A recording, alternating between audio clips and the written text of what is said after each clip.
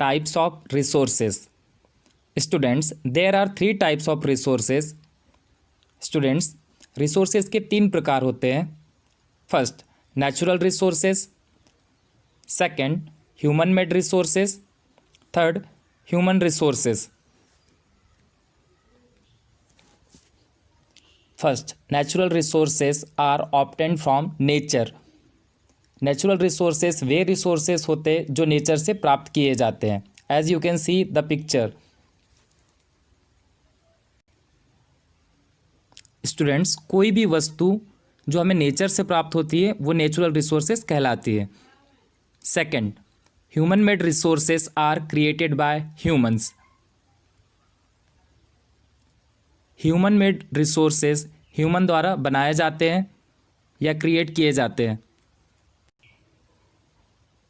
जैसा कि आप स्क्रीन पर देख सकते हो, किताबें दिखाए गए हैं, bat ball, ball, TV and pen. These are created by humans, so we can say it human made resources. Third, human resources imply the quality and quantity of the people. Human resources लोगों की quality और quantity को दर्शाते हैं. Human या मानव अपने आप में एक यूज़फुल रिसोर्स है क्योंकि ह्यूमन के पास स्वयं के आइडियाज़ है, नॉलेज है और स्किल्स है जिनकी मदद से वे ह्यूमन मेड रिसोर्सेज को क्रिएट करते हैं. नेचुरल रिसोर्सेज को भी ह्यूमंस ही मॉडिफाई करते हैं एवं ह्यूमन मेड रिसोर्सेज बनाते हैं. स्टूडेंट्स, मान लीजिए धरती के अंदर कोल या कोयला है, लेकिन वो कोयला रिसोर्स नहीं कहलाएगा हमारे लिए क्योंकि उस कोयले का यूज़ हम नहीं कर रहे हैं. इट मीन्स वो हमारी नीड्स को फुलफिल नहीं कर रहा है. अनटिल एंड अनलेस, जब तक कि ह्यूमंस अपने द्वारा क्रिएटेड टेक्नोलॉजी का यूज़ नहीं करेंगे कोयले को बाहर निकालने के लिए. जब ह्यूमंस कोयले को टेक्नोलॉजी ये एंड स्किल्स की मदद से बाहर निकालेंगे और उसको डेली लाइफ में यूज़ करेंगे, तब हमारे लिए बाहर निकाला हुआ कोयला रिसोर्सेस कहलाएगा. क्योंकि बाहर निकाला हुआ कोयला हमारी नीड्स को फुलफिल करेगा या करता है, ना कि धरती के अंदर का कोयला.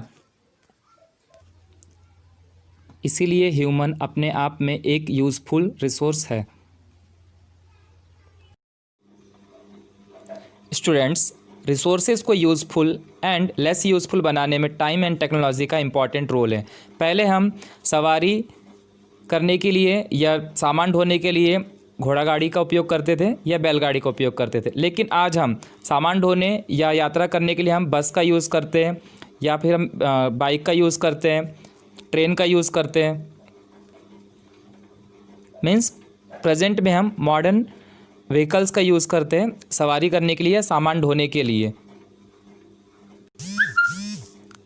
स्टूडेंट्स, पहले हम संदेश लिखते थे अपनी बातें एक जगह दूसरी जगह पहुंचाने के लिए, लेकिन आज हम ईमेल करते हैं, फैक्स करते हैं.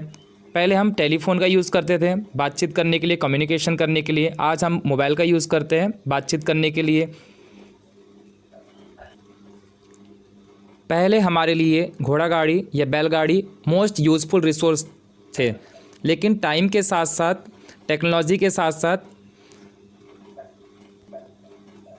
रिसोर्सेज की इम्पोर्टेंस बढ़ती गई. स्टूडेंट्स, मतलब पास्ट के रिसोर्सेज की इम्पोर्टेंस कम होती गई और मॉडर्न व्हीकल्स की इम्पोर्टेंस बढ़ती गई. इसलिए हम कह सकते हैं कि रिसोर्सेज को यूज़फुल एंड लेस यूज़फुल बनाने में टाइम एंड टेक्नोलॉजी का इम्पॉर्टेंट रोल होता है या है. Students, let's no more. Classification of natural resources. Natural resources को कितने भागों में बांटा गया है अब हम यहाँ देखने वाले हैं. The things that come from nature and used in everyday life are known as natural resources. जो चीज़ें प्रकृति या नेचर से आती है और डेली लाइफ में उपयोग की जाती है उन्हें नेचुरल रिसोर्सेज के रूप में जाना जाता है. जैसे water, soil, minerals, oil, rocks, forests और animals are all natural resources.